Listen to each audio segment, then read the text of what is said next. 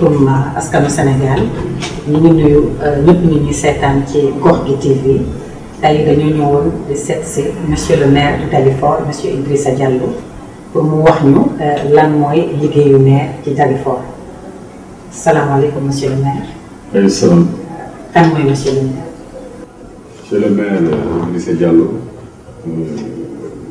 di responsable politique su ma la yàggul c'est par rapport ak responsabilité ndax 2003 bi si politique doon syndicaliste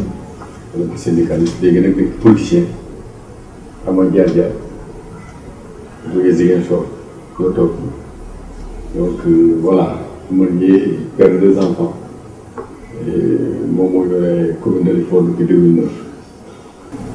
donc tey comme ni ngeen ko gisee ñu ngi ak monsieur Idrissa Diallo ci tànneefu gox gi bi nga xamante ne mooy suñu numéro 1 émission bi nga xam ne ñu ngi koy def ak monsieur le maire Idrissa Diallo le maire de Dalifort monsieur Idrissa Diallo lan nga ñu mën a wax ci métier de maire. waaw fonction de maire du ma wax métier parce que man pour man du métier nan la koy dénk ba à un certain moment su jeexee nga dem parce que métier moom da nga koy yor tout le temps. donc fonction bi loolu la nit ñi c'est pas l'emploi c'est la fonction donc fonction de maire mooy d'abord ki nga xam ne mooy représenter exécutif parce que maire du comme législatif moo xam ne ay assemblée la dañuy légiférer day exécuter avec un budget donc mu dépendre ci exécutif national donc exécutif local la Sénégal dafa jël depuis quelques décennies def décentralisation une réalité si fonctionnement wu état du Sénégal donc ñoom ñu ko wax les deux mamelles de notre administration mooy déconcentration ak décentralisation déconcentration mooy les autorités locales les autorités administratives gouverneur préfet sous-préfet ak de l'autre côté bu décentralisation mooy les maires le président de département avec les présidents des régions ñi nga xam ne dañuy am administration libre ci seen gox yi bu ñu ko daggatee pare administration mooy lan dañuy fal ay nit ñi nga xam ne da war a gérer gox te élection boobu su amee conseil municipal au conseil départemental au conseil régional si jamono moom la ñuy fal ñooñu di gérer ñu jox leen ay sañ-sañ jox leen ay compétences transférées te ñooñu nag suñu demee ba fal leen conseil boobu mooy choisir seen biir benn nit def ko maire nag di jiite ñaari yëf si mairie dañuy wax délibération yi c'est-à-dire que législative suñ ko mënee noonu au niveau local donc moom c'est loi bu ñu jël au niveau local conseil municipal la mooy sañ-sañ bu ñuy jël autorisation bu ñuy joxe conseil la moo koy jiite mais bu jiitee aussi li ñuy wax exécutif bi aussi mooy les travailleurs municipaux mooy nekk agent yi nekk si donc si ñaar yooyu moom mooy jiitee ñaar yi donc maire lan la jege askan bi mën a régler les problèmes yi nga xam ne vraiment si compétence am la te bu nekk li nga xam ne mën na ko régler aussi te bu nekk li nga xam ne dafa concerner directement commune mënu fi jógee si commune bi ne day dem régler problème mu beneen commune léegi nag mu am nag ñu toogal nguur gi ñu toogal chef de l'État mooy préfet sous-préfet ñuy seet est-ce que li muy def jaar na yoon wala jaarul yoon parce que du question rek dañu libre administration mu mën a def li nga xam ne moo ko neex dafa am lu ko loi fu mu loi bi tënk fu mu ko rëddal ni fii nga mën a yem fii mënoo ko passé donc si compétence yooyu la maire bi di évoluer nag su bëggee jël dogal moo conseil municipal bi ñu def benn conseil ne lii lañ bëgg ñu def ko par délibération arrêté ne délibération numéro tel su décidé aussi par arrêté donc exécution bi moo waree ay agents yi nga xam ñooñu leen di fay par mois ñooñu di koy exécuter si terrain bi loolu daal mën naa wax maire dafa toogal nguur central bi toogal askan boo xam ne ñoo ko tànn pour que mu toogal leen suñu li ñu am ñoo wax ko ñu xool na lañ koy saafara. donc yaa ngi doon wax léegi ci affaire politique nga ne homme politique nga donc mën nga ñu wax tuuti sa parcours ba nga agsi nekk maire parce que xam nañ ni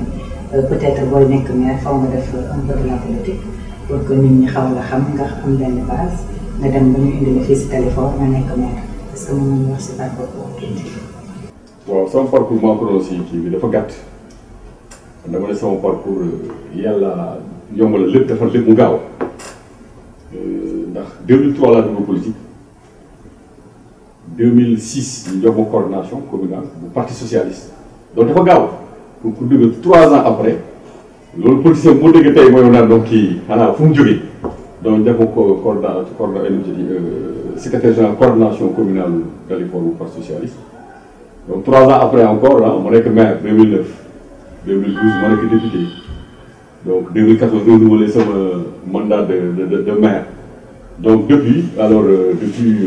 2017 disons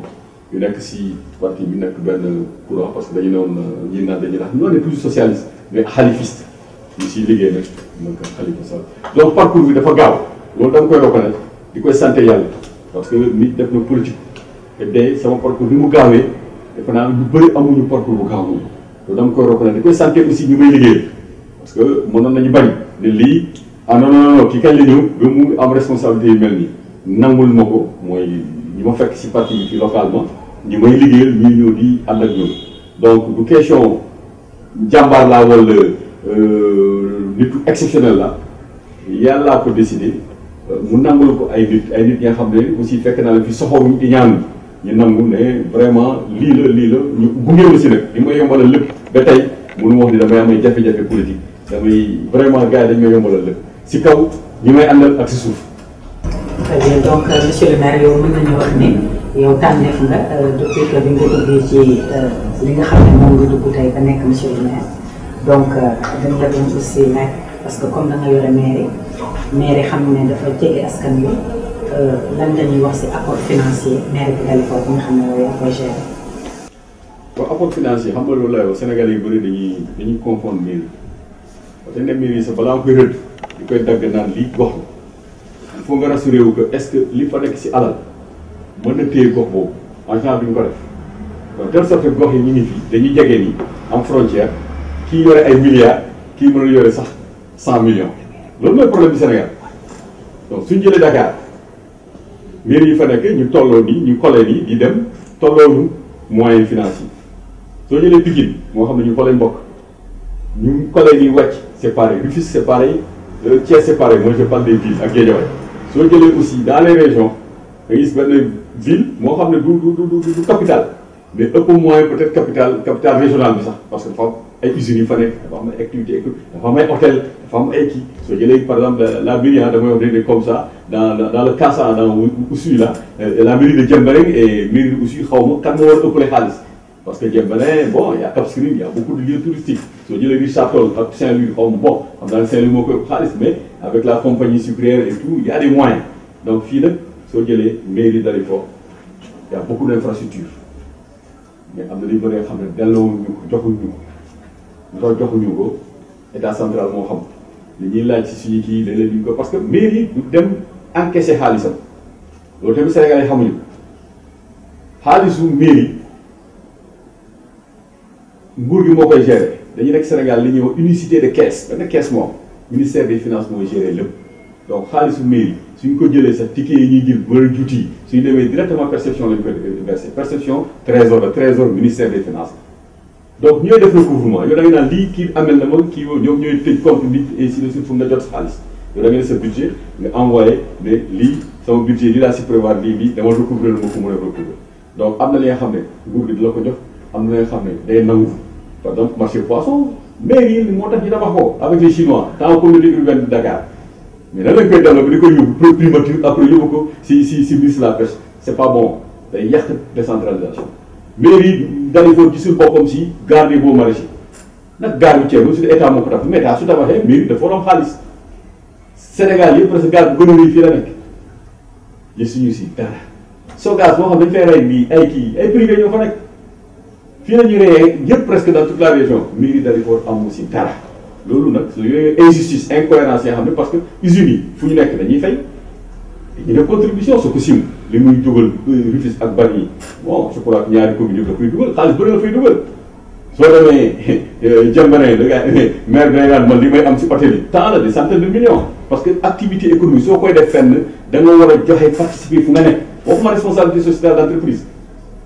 mais mënoo fi gagné xaalis te doo fi génne dara gare bu mu nekkoon pompier mais Dakar aussi doon am gare bi ñëw na fii dañuy indil embouteillage indil ñu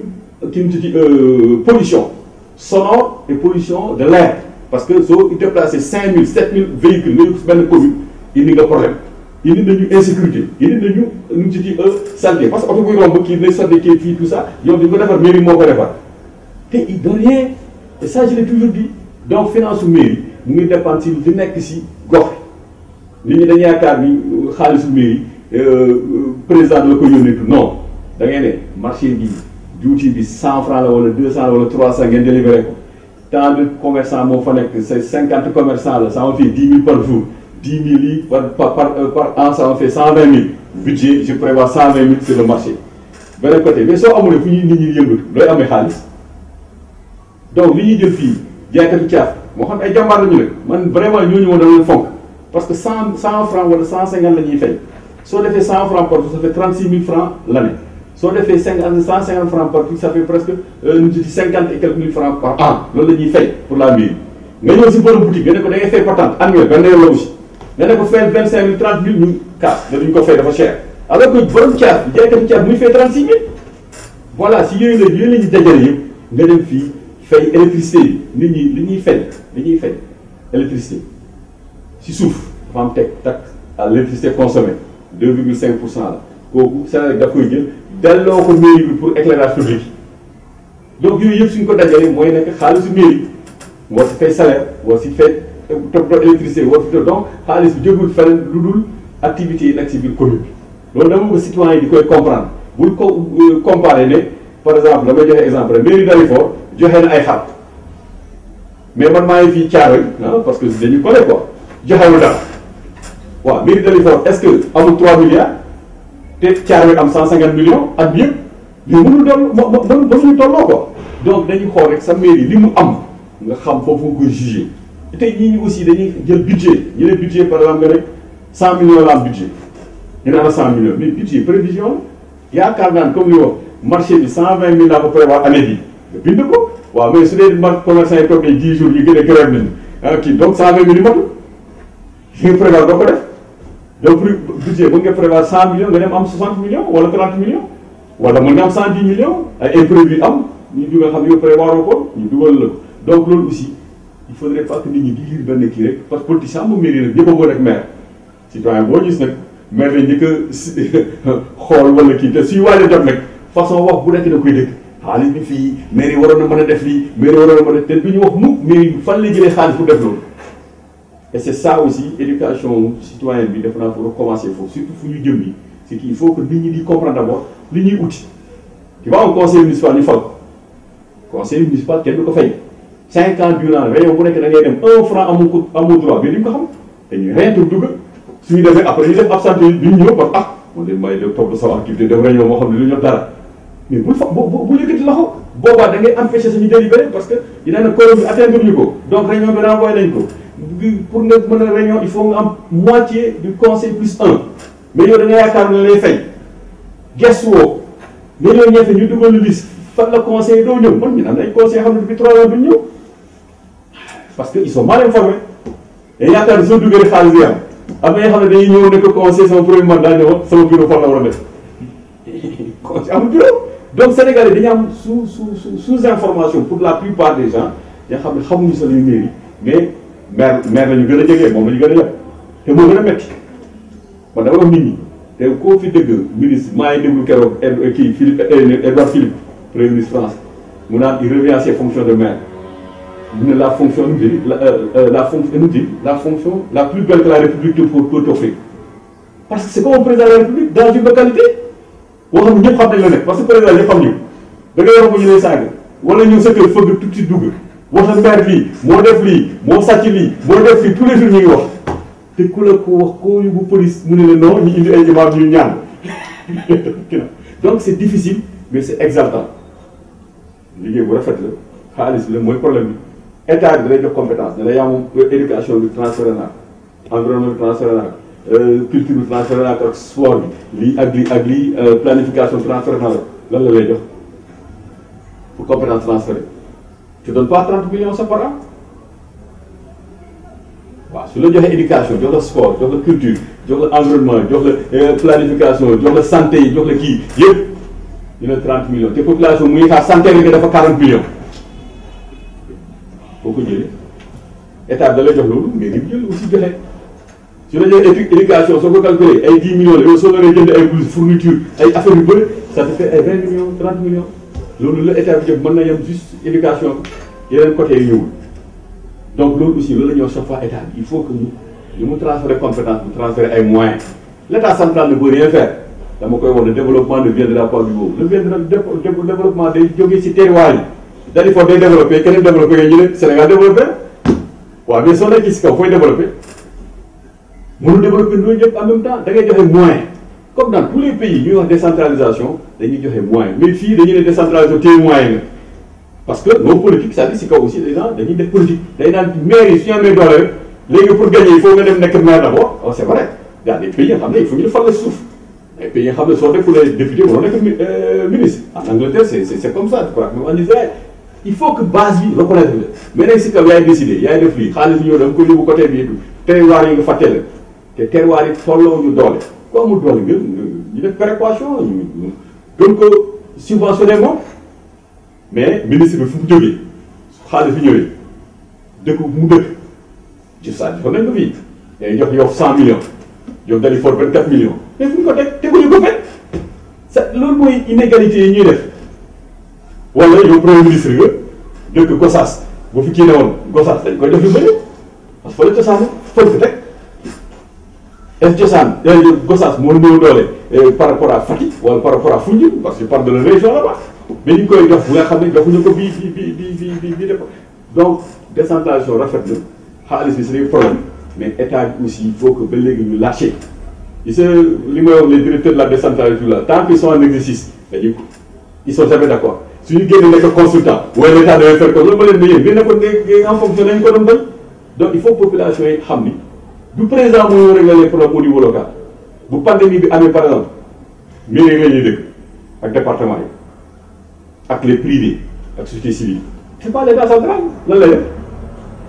du ko def donc il faut que mairie yi am doole ñu ne tey lakk am na fi tout de suite kan moo war a ñëw mairie la inondation am na léegi kan moo war a njëkk a ñëw mairie la lii am na fi accident kii am na fi kan moo war a ñëw mairie la école bi problème bi am na kan moo war a ñëw mairie bi la dispensaire bi am na tel problème kan moo war a ñëw mairie bi la mais pourquoi mairie bi ñu ko dooleel donc c'est le problème des citoyens dañ ko war a xeex plutôt que xeex bu nga nekk maire soo ñëwee la ngay jooy naan non su ma xamul ni lii la nekk nii la méttee nekk moyen amu fi mais da ngay laaj d'abord ndax moyen am na balaa ngay wuti donc loolu moo dal nit ñi vraiment damay ñaaxaat Sénégal yi yu gën a gestu décentralisation bi d'abord lan la ñu war a def da ngay gis aussi day naan maire bi lii wala adjoint bi lii et tout maire bi li mu war a def dañ ko tënk si kayit adjoint li mu war a def tënk nañ ko si kayit mooy code des collectivités territoriales conseil li mu war a def dañ ko tënk si kayit mais kenn du ko lire dañuy toog rek dama xalaat ni maire bi li la war a def rek wala loolu la war a def finance bi la war a def nga génne xaalis bi mairie yi amul xaalis amul benn caisse un agent de la mairie n'a pas le droit de toucher l'argent à part ticket wu nu mu tudd timbre kii nu mu tudd extrait de naissance yi mariage et tout loolu rek moo fi nekk comme xaalis tout le reste ce sont nos agents loolu la ñuy fay mais fee la ñuy jël seen ticket trésor foofu la ñuy verser le soir te Sénégalais ne yaakaar ni maire dafa yore caisse bureau soo fa demee rek war na jox xaalis c'est compliqué hein bon moo tax ku bëri pexe amoo relation te bëri yenn kii mënoo yore mairie. très bien vraiment monsieur le maire kontaan nañu si rétrospective bi nga def nii léegi ci lan mooy mairie ak lan mooy fonction bi donc question li nga wax léegi daf may indi ci beneen question boo xam ne loolu lan lay impacter si seen koom bu fekkee affaire yi nga wax ni tuuti lan mooy problème bi bu ko defee nga souligner ko askan wi nga dégg ci téléphone. waaw c'est-à-dire impacté si koom bi aussi il faut que ñu comprendre ñu bëri na yaakaar ni mairie moo war a koom mairie day yombalal nit ñi ñu yëngatu si koom-koom c'est-à-dire ñi créer économie ñu créer ressources yi fii ay particuliers ñu jaaykati caaf boobu mooy bokk na si ñu indi koom parce que day jaay tous les jours day dem jënd jaay day jënd gerte ñëw saaf jaay am ci mu dem jënd donc mu def activité si niveau donc à tous les niveaux léegi mairie lan la def da war a installer gars yi am na ay mécaniciens dafa war a jox place wala jox place su amulee place maanaam ay communes yu nekk dans toute la région de Dakar ñooy amuñu benn espace yeneen communes yu nekk si àll ñoom mën nañu am ay beneen démarche moo xam ne parce que am nañu espace seen dëkk mën na gën a yaatu donc yooyu si mairie yi yooyu la ñu gën a yëngatu soo amee ay opportunité nga créé ko ay opérateurs bu ñu installé sa combat yi il faut nga amee koom parce que impôts yi la taxes yi li nga leen di teg si loolu ngay amee xaalis am naa marché bi tous les jours damay dugg jël ay juuti soo amulee marché xaalis ba doo ko am donc mairie taxes yi mais taxes yooyu pour mu am ko comme ni ma koy créer usine ku fi créer lii ku fi créer lii loolu xaalis lay indil mairie mais comme boobu ñii ay opérateurs privés ñoo koy créer mairie su créer ñu ne marché sax en général ay partenaires lay am jox la espace nga def ko marché yow nga jaay say cantine mais mairie bi lan la si am mooy patente bi mooy juuti bi mooy kii parce que ñu créé benn espace moo xam ne mën na seen xaalis donc comme mairie noonu lay demee il faut que nit ñi comprendre ko mairie nekk fi pour créer ay ki nga xam ne day dem pour uti xaalis concurrencer les citoyens si day domaine yoo xam ne moom am na suufam am na liem ak kii yow nga ñëw ak sa xaalis bëgg a def même activité que mairie moi je trouve c'est pas normal on laisse le citoyen se développer nu mu se dit s'exprimer def seen i activité voilà retombées nag loolu mairie moo ko war a jël mooy taxes yi mooy emploi yi ñu fay créer c'est pour les citoyens de la commune c'est pour la mairie encore c'est pour toute la commune donc loolu tant que yaa ngi encouragé nit ñi di fa am ay ouvrage parce que ñun nit ñi su ñëwee fii naan li laa bëgg a di laa bëgg a li nga koy jël li nga koy wax aussi est-ce que day am emploi oui attention emploi yi nag am nañu fay doom ah non amul problème on vous donne 80% des emplois on vous donne non tous les emplois c'est pour vous loolu lañ mën a def loolu mooy économie bi en fait. donc monsieur le maire bi nga ñëwee fii ci goxu Dalifort lan nga fi fekk ak lan nga fi changé. waaw d'abord ça damay wax Dalifort booy ñëw c'était bon c'était un peu compliqué c'est compliqué encore ah dafa compliqué woon parce que bu may ñëw premier problème bi li ma doon wax mooy inondation moo doon ne deuxième problème inondation la troisième inondation sa mairie bi seen liggéey ñu gis ni stigmate yi jóg kii su mu saan taw même suñu état civil dañ ko doon déplacé bu ko fay dëkk bi yëpp pour nga dugg problème am na ay zones yoo xam ne pour nga egg foofu problème activité économique bay arrêté presque yenn boutiques yi dañuy tëj les mécaniciens c'est inaccessible il fallait ñu toppatoo d'abord inondation balaa ngay quoi que soit ñu mën parce que da doon commencé mois d'août mu jeex octobre mais stigmate yi li muy bay si dëkk bi aussi balaa muy amoon na école bu fi toog ni ñu naan Castor municipalité foofu dafa doon ne janvier la doon tijji décembre plutôt wala janvier parce que ndox mu fa nekk il faut que affaire dem ba wàcc pour que ñu mën a def activité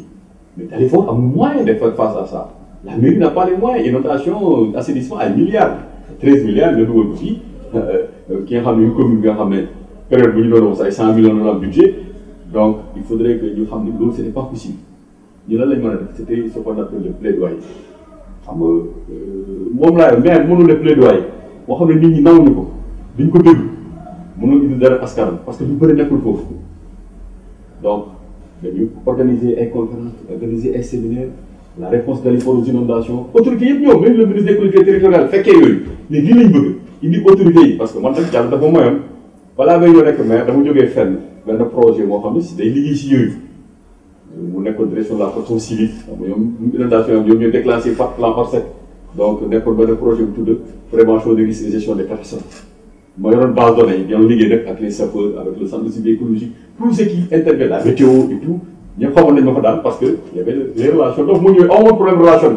xamoon naa ni il faut parler à telle personne il faut parler à tel il faut parler à tel ñooñu aussi vraiment nekk ay nit yu sawar bëggoon relever défi Dalifort ak mairie ville bu fi newoon période boobu on a fait des choses drain lii solution yu bëri si drain bi la jógee ñu bëri dañuy wax rek Dalifort lii drain mooy lan mooy ay genre canal bu ñuy gas nii rek du am mur du am dara gas la moom lañ def en 2010 avec Pape Sagna Mbaye qui nous avait donné 14 millions. Banque mondiale bu mu ñëwee fii lañ defoon njëkk a def bii genre évaluation fii parce que dañu ne woon ils n'ont jamais vu une commune qui a mis de l'argent sur les inondations ak Dalifort qui a mis 14 millions. Il va falloir les accompagner. Donc le pôle tout se réveiller quoi. Donc yëngatu la relation la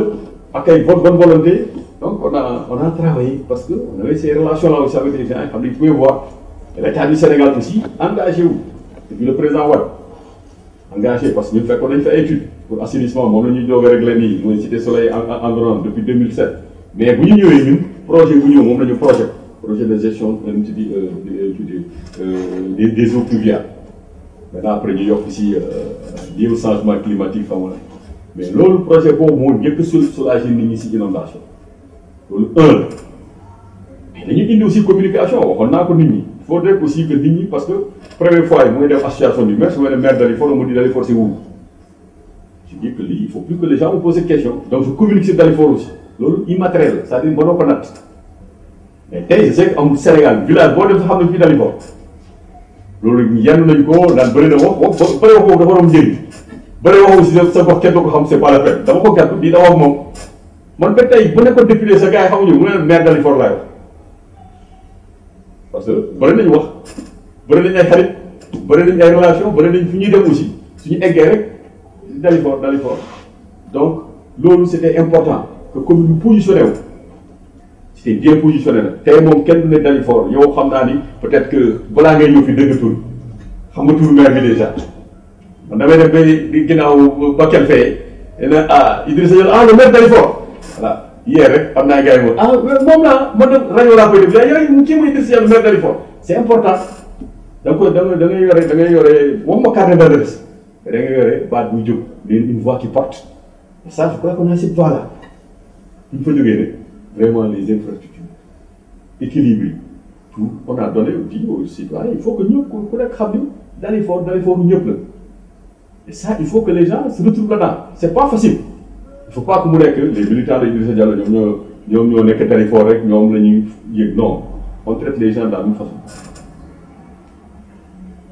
les religions majorité minorité bu si nekk respecté nañu ku nekk jox la cër et c'est important association yi ethnie yi ku nekk am na cëram dañ koy jox te heureusement ils nous retrouvent très bien je crois que loolu aussi c'est très visible ku nekk yaakaar na ni maire mën la gën a yëg je crois que là aussi démarche et ça gox bi loolu lay soxla maire loolu la mën a teg ci goxam le reste moom économie bi am na ñu koy seetlu am na ñu koy contrôler am na ñu koy kii loolu il faudrait avoir un esprit de dépassement mën a considérer tout le monde comme yow du ñàkk nag am na nit ñi nga xam ne soo leen di considérer comme xaw ma ne leen bëgg a yóbbu ajana ñu xeex ak yow si mbir mi ñoom moom du ñu d'accord loolu moom aussi sa dañu bokk du question ni nanguwuñu la que da leen war a benn da war a nangu ni ñoom aussi am nañ seen rôle am na seen place dañu war a bañ te dañu war a dëkk fii am les mêmes droits que les autres et ça c'est difficile aussi à gérer man sama adversaire politique mënoo ko xam su dee dëkkoo fi su ma dajee ak ñoom dañuy yaakaar ñoo bokk parti mais nag soo may passé dama fay moom parce que là aussi il faut des freins donc Dalifort je crois que on est bien connu maintenant actuellement ñi fi jaayoon seen kër ñu ngi koy rëccu égout moo desoon pour mu fonctionner et je crois que bon normalement week-end bi dañ ko war a ubbi bon commune Sénégal bu am presque 33 xaw ma 35 kilomètres de pavé en l'espace de 4 ans 5 ans gisuma ko donc Dalifort dafa changer complètement en quelque temps parce que 33 kilomètres de pavé xoolal ban commune moo ko am nit ñi dañuy uti 2 kilomètres 3 kilomètres 5 kilomètres pour mu dugg a traverser une commune ñun on a eu en l'espace de 5 ans à peu près 33 kilomètres de pavé à l'intérieur de la commune alors que bu ñuy ñëw y avait dans tous mes documents je me dis aucune route bitumée à l'intérieur de la commune benn début de bitume la ñu amoon mu jógee cité Soleil ñëw fii avant nga egg mairie fa la yemoon amul benn à part les routes je disais dans mes documents à part les routes les grandes routes qui encerclent Dalifort ça savoir la route nationale après kii bi ñëw nu autoroute à péage bi ñëw route de Rufisque route de Cambérène yooyu ñoo encerclé Dalifort am goudron sinon Dalifort amul dara. D'accord monsieur le maire en tout cas ñu ngi gis ni vraiment vous êtes très engagé pour la mairie de Dalifort moo tax nag xam na ni ñu ngi ci mbas mu metti mbas mi lan la monsieur le maire ak mairie bu Dalifort def ak askan wi fii ci Dalifort. voilà mbas bi d'abord man sama approche depuis le départ ute ak nit ñi loolu la ne feebar la d'abord dañ ko considéré comme feebar am approche feebar mais pas approche show approche xaalis approche lii bu mbas bi amee mairie bi yëngatu na parce que mairie mënul génne tout de suite xaalis nii comme ça dafay gudd am na ay privé yu ñëw départ yu jàppale mairie bi jël moyens yooyu yóbbu ko si mu ko yóbbu di leen sant nag muy privé yi nekk vraiment sur le territoire communal jàppale ñu baax a baax ak quand je dis privé as entreprise yi la ak ay citoyens nga xam ne du mairie mais mairie yi si boppam jël ay initiative c'est que nit ñi aussi dañu gaaw a fàtte mais c'est la mairie qui a pris l'initiative de faire ñun ñoo commencé ak ay tailleurs mais on fait des masques avec local communiquer ici au début les gens nous prenaient pour des fous dañu ne tailleurs yi ak Korité bi di ñëw nii mënuñu am nu mu tudd marché c'est-à-dire seen liggéey bi doxul heureusement que suñu tailleurs yi fi nekk dañu amoon ñu tailleurs Dalifort dañuy am association te ñoom ñu doon réunion aussi il paraît que loolu la ñu jàppoon pour ñoo set mairie avec que mairie bi def na réunion on va aller voir commander des masques mais avant ça dañuy distribuer ay gel distribuer ay seau ay satala dem d'abord distribuer dund si daara yi parce que c'était les plus au départ informés mais on peut pas nous se mettre à la place des citoyens di informer ku fi jaar ne dama soxla moyen lii laa bëgg a def dama soxla oto ñu jox la oto mais ku ñëw loxoy nen mais dañu bëgg nga jox ñu dañuy dem sensibiliser duñ la déglu parce que wane woon ni yow mën nga sensibiliser ku ñëw ne dama am gel dama ko distribuer amul nu ma ko yóbbu ñu jox la moyen nga yóbbu dama bëgg nga accompagner si lii dañuy soxla quelques masques ñu jox la ay masques nga yóbbu dañu bëgg am nañu ay gel comme am na benn association des ñu tuddee CAV si on les kër voyant en voyant ñëw ne ñu am gel yu bëri dañu bëgg a distribuer amuñu bouteille ñu commandé ay bouteilles jox la c'est ça d'abord parce que le citoyen moo war a jiitu le maire doit les accompagner su am mënee ñëpp a mënoon maire yi nag dama profiter pour sant leen nag maire du Sénégal yëpp gis naa seen taxawaay ak les départements c'est-à-dire les territoires jël nañ affaire bi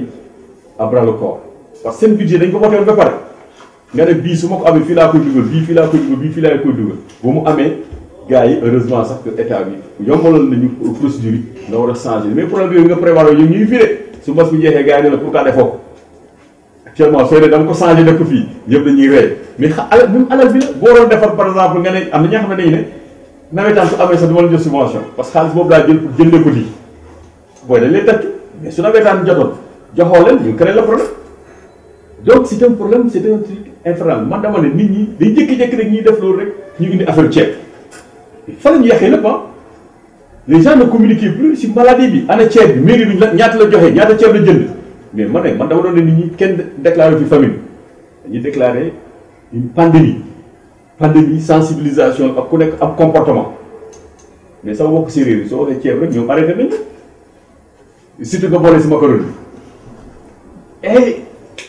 le président de la République fa la yàqee communication bi yëpp fa la yàqee liggéey bi yëpp concentration amatul loolu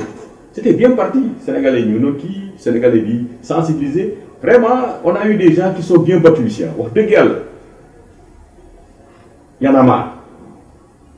ñu leen représenté fii nekk tudd Foukenkoog vraiment ils sont venus plusieurs fois ñu jox leen oto ñu def sensibilisation bu mat lañ ci def Y en a marre ñëwaat encore lancé fii son truc de masque indi 1800 masques distribués dans la commune donc moom laa lay wax de c'est quand je dis privé mooy qui sont pas la mairie c'est la société civile ils ont fait de bonnes choses comme d'autres hein. Après Croix-Rouge ñëw na ñeneen ñëw na y a des associations les bajenu gox les imams les délégués de quartier les curés ku nekk def nga à ton côté li nga war a def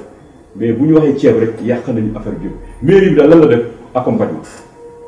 te doon na ceebam aussi ceeb dañ leen ko distribué dañu naan ay ceebu état bi da dem mais loolu defuñu ko événement dañu ne dañ koy garder moom parce que dafa coïncider ak li ñu waroon jënd si weeru koor yi doon jënd nag ñu multiplier ko par 3 parce que am na ñi nga xam ne dañ leen empêcher liggéey il faut que ñu appuyer leen en termes de vie parce que le fait nga ne couvre-feu déjà am na ñoo xam ne liggéeyatuñu borom tànganaar liggéeyatul borom li mu se dit passion bi liggéeyatul borom je sais pas transport interurbain amul chauffeur yu bëri liggéeyatuñu coxeur yi liggéeyatuñu bon c'était compliqué il fallait que ñu accompagner aussi bokk ci accompagnement état boobu ci jënd ceeb distribuer ak suukar ak diwlin comme tout le monde mais je dis que boobu c'était le point faible du système waruñu ko wax dañ ko war a def mais dañ indi temps xoolal xuloo amul ci prise en charge déggoo kenn xuloo parce que jox ñu ma gel jox ñu ma masque mais ceeb bi léegi ñëwul ay dóor di coupé ak mais c'est quoi ça ceeb dañ ko soxla mais loolu du mbas conséquence su mbas c'est-à-dire que li mu indi ci conséquence moom ceeb bi loolu lay indi mais feebar bi ba tey muy taxaw feebar muy gën a law di dem nit ñi waatuñ ko sax ba léegi il te parle de ceeb bi mënoo taa rajo ñu ne la waaye tel commune ba léegi ñu ngi xaar seen quota bi xaaruñu quota masque xaaruñu quota gel xaaruñu quota lait quota ceeb la macaroni xaw ma ak suukar ak diwlin. D'accord monsieur le maire on est bien d'accord sur cette question donc ubbi nga fi tuuti brèche sànq nga ne xalifiste nga est-ce que mën nañu wax si loolu tuuti si sa perspective politique. waaw xalifiste la moom Khalifa Sall sa moom c'est pas peut-être l'expression bu muy préféré mais ñu dañu identifier ak moom bokkoon ak moom parti gis li mu représenté ak ni ko gars yi bëggee ak ni muy doxale yaakaar ni moom mënoon na wutu suñu secrétaire général bu fi yàlla jëlee yàlla ko yàlla yërëm moom Ousmane Tanor Dieng ñoo taxaw parce que Ousmane Tanor Dieng dafa taxawoon ne dootuma ñu sama dernière candidature en 2012 donc pour ñun il faut que ñu am keneen moom moo ko wax kenn waxloo ko def donc foofu moo indoon divergence moom bëggatul bay ñun ñu choisir ànd ak moom si ngor teranga wax dëgg yàlla mu ne kenn xam ne vraiment respecté nit ñi ànd ak moom ñu gëm loolu man ma créé sax mouvement bu tudd Khalifa président de présenté ko partout Sénégal ñeneen ñi jiituñu sax te ñoom ADK am na doole Khalifa ay ñoom fal Khalifa mais c'était des mouvements parce que parti bi si biir parti mënoo nekk di dawal loolu il fallait que ñu am ay numéro ay respectable ñuy jël képp bu Khalifa parce que Khalifa suñu ne khalifiste ce n'est pas un parti socialiste yi bëri ñu ngi si am na ay PDS am na ay affaire am na ay réewistes am na leneen donc moo tax ñu ne vraiment c'est un mouvement politique bu yaatu autour de Khalifa moo tax ñu naan khalifiste donc Khalifa mooy suñu leader politique moo tax ñu koy tudd loolu khalifiste moom la ñu jël pour mu ñuy gunge mu ñuy conseiller suñu def dara ñu dem autour de lui ñu waxtaan lan la ñu war a def fii moo tax ñu tax dem donc avec une liberté parce que moom du la tënc si lii bul def lii c'est un il est super démocratique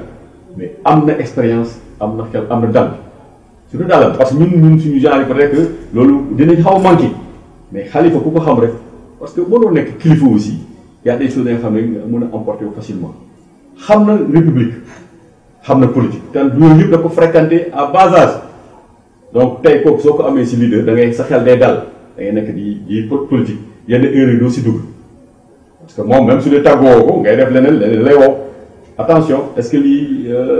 seet ngeen bu baax ainsi de suite après ngeen waxtaan ak moom xam na war a def donc moo tax ñu naan khalifiste c'est vrai c'est une personne moom day naan on se met autour des idées mais nous on dit il faut que nga am leader notre leader dañ koy identifier di ko wax nit ñi c'est Khalifa kon su may Khalifa su ma waxee rek da ngay xam ne kii Khalifa la àndal mënuma la demoon socialiste su ma nee socialiste doo xam ne moom la àndal xam nga da comprendre su ma la demoon te socialiste la mais doo xam ne Khalifa la àndal man dama ne carrément khalifiste la nga xam ni donc khalifiste socialiste parce que y a des khalifistes non socialistes am na ay khalifistes yoo xam ne defuñu politique am na khalifiste donc soo nee khalifiste boobu beneen famille la qui n'a rien à voir ak sa famille politique d'origine Khalifa dépassé na parti Khalifa dafa dugg ci parti yu bëri donc day nekk khalifiste c'est une personnalité yoo xam ne autour de laquelle nit ñuy bëri day ñëw ñu waxtaan ñuy uti ñuy présenté wu ñuy uti ay kii ñuy relever ay défis ensemble. d'accord monsieur le maire donc vraiment ñu ngi lay jaajëfal bu baax xëy na am na loo xam ne waroon nga ko wax te posé naa la sa question bu fekkee am na lenn loo xam ne war nga ko wax si mairie Dalifort loo xam ne important na askan bi nga xam ne ñoom ñoo ngi seetaan ci Gox gi TV ci numéro 1 bi nga xam ne mooy tànneefu gox gi nga mën ko déroulé solo. waaw bon li ma mën a dool bi mooy fu ñu toll nii mooy mbas mi encore il faudrait que nit ñi xam ne mu ngi fi mais comme ni ma ko doon waxee départ man def naa bokk naa si njëkk dénoncer stigmatisation fin mars déjà war naa ñu arrêté stigmatisation discours président ma ne il faut mu dénoncer stigmatisation ndax duñ ko parce que feebar bu fi nekk bu dangereux bu kii comme d'autres maladies les Sénégalais il faut que mu jëlee ko noonu su ko jëlee comme quoi que kii am na ko dama koy joxoñ et tout du fi jógee dañuy sonal suñu bopp ku am mbas dañ ko war a éviter c'est vrai mais duñ ko daw da koy woo téléphone nit ñi ne yaakaar su ne woowee téléphone sax da leen di contaminé daw kër gi koñ bi ñëpp bañ koy baare c'est grave nous on a géré des cas ici Dalifort ay nit yu ko am kenn yóbbu ko dañu bañoon sañ yóbbu leen feneen mairie continuer les assister discrètement parce que sinon stigmatisation moo leen di sonal donc man stigmatisation bi laa wax muy gën a law nag dañuy bàyyi di stigmatiser ñu bëri bañ nañuy demati hôpital ne du ñu dem faju bi parce que léegi maintenant kenn du leen imposer ku am ñu dem ñi muy déglu aussi te am ngir yàlla dem hôpital parce que dañuy bañ léegi carrément dinaan man dew ma bu ma kenn oosa di ma naan naa dem hôpital loolu yëpp lan moo koy indi stigmatisation kii am na ko kii ne kii nit feebar la sibiru day rey tension day rey palu day rey tuberculose day rey accouchement ñaata centaine de personnes ñoo dee si mas bi commencé léegi di si accouchement d'après président sage-femme mu dem ñaata ñoo dee si sibiru donc mbas day rey ñooñu yëpp day rey dañu ñaan yàlla rek mu teel fi jógee parce que amaguñu garab pour moom bien que amuñu garab mais reyul comme yeneen maladies yi nga xam ne am nañ si garab ñuy reyee donc dañu ànd ak dal moytu ko mais xam ni feebar la moo xam dañ ko war a faj nit ñi surtout ñu ko am ñuy bañ parce que dañoo ko signalé aussi autorité médicale dañoo ko signalé léegi maire de gars yi su lay ooyee sa naan bu ma wooti kan moo la jox sama téléphone sax fekk def nga test positif ñëw na parce que maintenant dañuy changer protocole yi bu njëkk par force dañ lay yóbbu léegi dañ lay bàyyi liberté c'est difficile waaw donc on est dans une mairie il faut que enfin dans une commune il faut que population yi xam loolu ferment yi fii comme dans toutes les communes dañuy fa rek am na commune yëpp man damay wax il faut que état bi aussi wax nit ñi dëgg parce que chaque jour ngay indi ñaata nit ngay testé Sénégalais on est près de 16 millions si par jour ngay jël ay 900 personnes 1000 personnes nga testé nga am ci 100 et quelques mais te ñooñu dañ leen ciblé indi mais xam ne on a plus de 1 million d'infectés quand même faut ñu wax ko nit ñi nañu testé ñëpp ñu xool jour boobu ñaata ci lañu dañu am 1 million d'infectés 2 millions mais si le Sénégalais da xam ne lii nag il faut qu'on vive avec il faut que ñu xam ni feebar la comme beneen feebar mais nit ñi soo waxee 128 cas la ñu am tey 80 contacts 20 communautaires comme si dañoo moom Sénégal non c'est une mauvaise communication te wax naa ko ministère war na changer communication communautaire nañu wax nan la leen di gisee nan la leen di toppee comment ça se passe les cas graves c'est issu des cas communautaires ou c'est des cas contacts loolu dañ ko war a xam mais depuis 2 mars tu as le oui cas importé cas contact cas communautaire temps le temps terminé kan nga lay déglu. dëgg la monsieur le maire. Merci beaucoup. Donc dégg ngeen conseil monsieur le maire mbas mi ngi fi ba tey demagul donc prendre toutes les précautions monsieur le maire ñu ngi lay jaajëfal ci disponibilité bi vraiment di la remercier parce que dégg nañ sax ne da nga am dëkk mais dañoo ñëw recevoir ni gox bi TV ak tànneefu gox bi ñu ngi lay jaajëfal bu baax di ñaan yàlla nag peut-être yeneen numéro aussi ñu ñëwaat ak yow monsieur Idrissa Diallo maire de Dalifort ñu ngi lay gën merci. merci man maa ngi sant leen gërëm parce que le fait ngeen tànn ñu aussi yëg la ak ni ko tubaab yi ko honneur la parce que maire yi bëri nañ fii gox yi bëri nañ fii ngeen tànn loolu moom yëg nañ ko baax a baax si ñun donc leen sant leen gën a di ñaan yàlla nag mu may leen doole ngeen bokk si les télévisions yi gën a am doole Sénégal merci beaucoup.